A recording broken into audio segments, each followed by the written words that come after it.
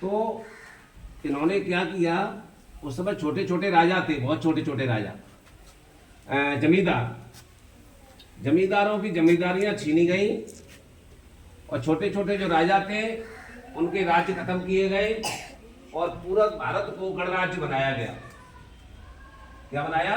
गणराज्य बनाया गया। और पूरा देश में केवल एक ही राजा, वो कौन? प्रधानमंत्री, है ना, राष्ट्रपति।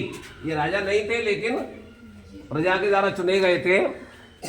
लेकिन पूरे कोई ऐसा राजा नहीं था कि नगला किनार को राजा अलग और निकाऊ को राजा अलग। पूरे देश को एक किया था, इसलिए एकता दिवस के रूप में इनको जन्मदिन को मनाया जाता है। जिस व्यक्ति ने जो काम किया है उस व्यक्ति का जन्मदिन उसी रूप में मनाया जाता है। समझ में आ रहा है?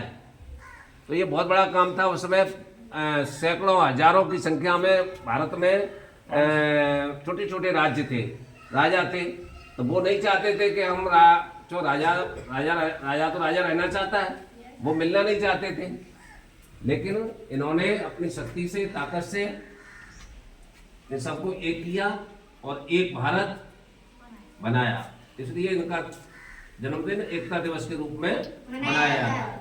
उसी एकता की हम आज शपथ ग्रहण करेंगे। उनका जन्मदिन कब है? 31 अक्टूबर।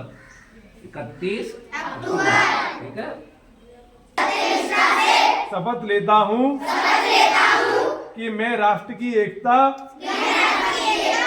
अखंडता और सुरक्षा को बनाए रखने के लिए स्वयं को समर्पित करूंगा और अपने देशवासियों के बीच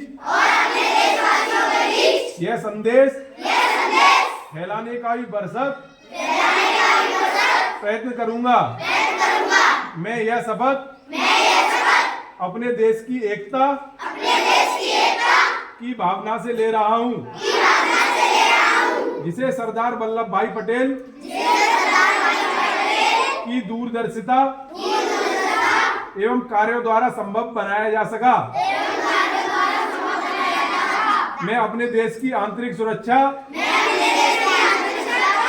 सुनिश्चित करने के लिए अपना योगदान करने की सत्यनिष्ठा से संकल्प करता हूँ।